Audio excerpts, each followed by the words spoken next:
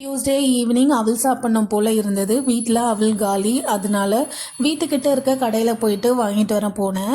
எப்போவுமே நான் ரெட் அவல் தான் வாங்குவேன். ஆனால் ரெட் அவல் அங்கே அவைலபிளில் இல்லை, ஒயிட் அவல் தான் இருந்தது.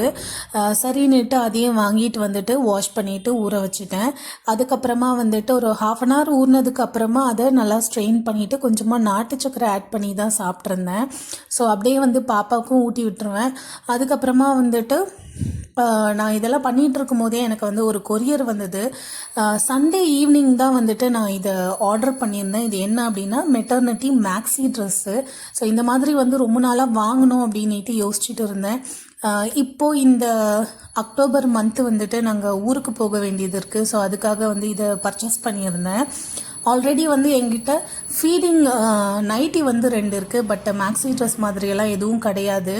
அதுக்கப்புறமா வந்துட்டு சரி நான் கூகுளில் போயிட்டு சர்ச் பண்ணிகிட்டு இருந்தேன். அப்போ வந்து எனக்கு பிசி கிளாத்திங் அப்படின்ட்டு ஒரு இன்ஸ்டா பேஜில் வந்து இருந்தது. கலெக்ஷன்ஸ்லாம் நல்லா தான் இருந்தது. நான் ஆர்டர் போட்டதுமே வந்து எனக்கு பேமெண்ட்டுக்கான ரெசிப்ட் வந்துட்டு மெயிலில் வந்துச்சு. ஸோ இதுதான் வந்து நான் ஃபர்ஸ்ட் டைம் இன்ஸ்டா பேஜ் எல்லாம் பார்த்துட்டு நான் ஆர்டர் பண்ணுறது.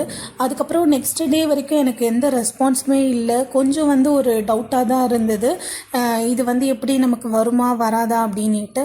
பட் அதுக்கப்புறமா வந்து அதே பேஜில் அந்த ஒரு வாட்ஸ்அப் லிங்க் இருந்தது. அதில் போயிட்டு வாட்ஸ்அப் பண்ணி கேட்டேன். ஸோ எனக்கு வந்து ரெஸ்பான்ஸ் பண்ணாங்க. அதுக்கப்புறம் மண்டே வந்துட்டு எனக்கு அவங்க டிஸ்பேட்ச் பண்ணிவிட்டு டியூஸ்டே எனக்கு வந்துட்டு இங்கே ரிசீவ் ஆகிடுச்சு.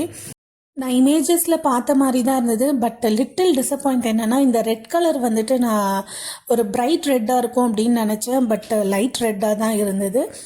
நான் வேறு ஒரு ரெட் கலர் பார்த்துருந்தேன், அது ரொம்ப டார்க் கலராக இருந்தது. மேபி அதை ஆர்டர் பண்ணியிருந்தால் எனக்கு நான் நினச்ச அந்த ரெட்டு கிடச்சிருக்கும் அப்படின்னு நினைக்கிறேன். ஸோ இது வந்து நான் அந்த இமேஜில் எப்படி பார்த்தனோ அதே மாதிரி தான் எனக்கு ரிசீவ் ஆகிருந்தது. ஒரு ட்ரெஸ்ஸோட ரேட்டு 333. அதுக்கப்புறமா இதோட குவாலிட்டி எப்படி இருக்கும்னுட்டு வாஷ் பண்ணி பார்த்தா தான் தெரியும். ஸோ அவ்வளோதான். இந்த வீடியோ பிடிச்சிருந்தா லைக் பண்ணிக்கோங்க, சப்ஸ்கிரைப் பண்ணிக்கோங்க. பாய்.